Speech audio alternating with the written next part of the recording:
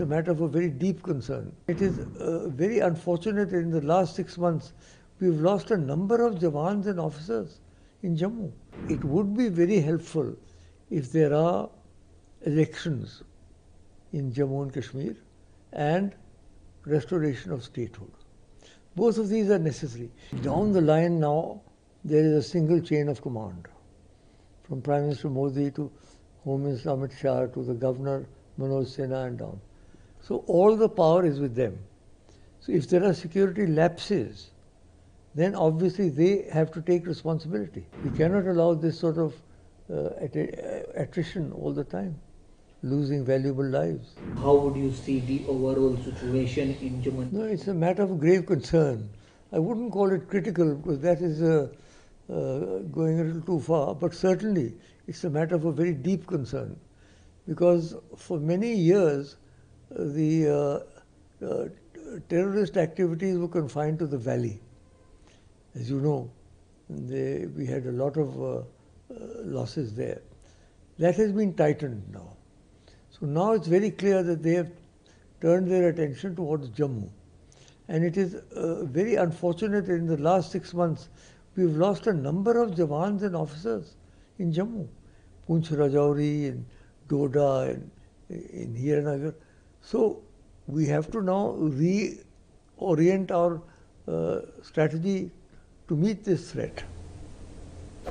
The former Chief Minister of Jammu and Kashmir and beautiful Mehbooba Mufti, or whether it is former Jammu Kashmir Chief Minister Umar Abdullah and Farooq Abdullah, were raising questions on the current situation. They are blaming the policies of current sitting government. How would you see the policies of current government regarding Jammu and Kashmir? So the policies, of course, obviously the policies are to maintain law and order.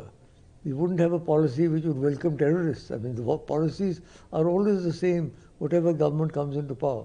But I think that they're referring to 370 and that, you see, when 370 was finally abolished or run down, whatever, it was said that, ye ab 370 chala gaya, ab koi atankawad nahi hoga.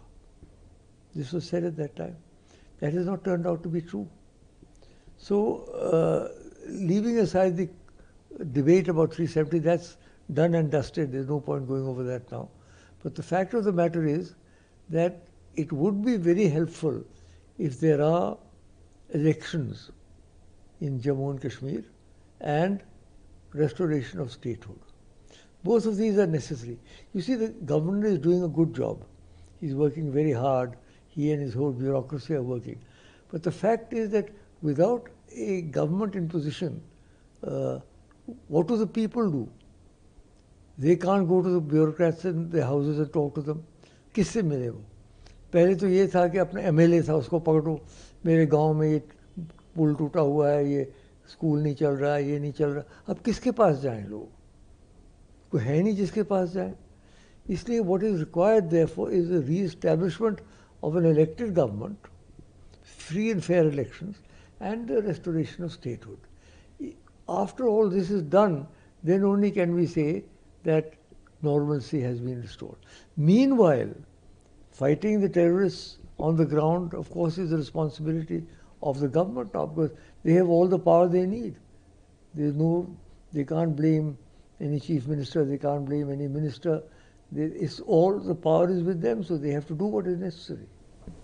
So the Congress senior leader, who is the current LOP in lower house of Yes, Parliament, also raises the question about the Jammu and Kashmir current situation. He said it's a serious matter of concern. Time and time again and again there are security lapses. Our security agencies are getting failure about this terrorist attacks. He also raised about the policies of Indian Prime Minister Narendra Modi. He says we are with the families of our soldiers, but this is the time to take action. Yes, definitely I agree with that, in the sense that, well, you know, down the line now, there is a single chain of command. From Prime Minister Modi to Home Minister Amit Shah to the Governor Manoj Sinha and down. So all the power is with them. So if there are security lapses, then obviously they have to take responsibility. I'm not blaming any particular person. I'm saying that where there are security lapses in a state that is directly under central rule, then obviously the center has to take responsibility.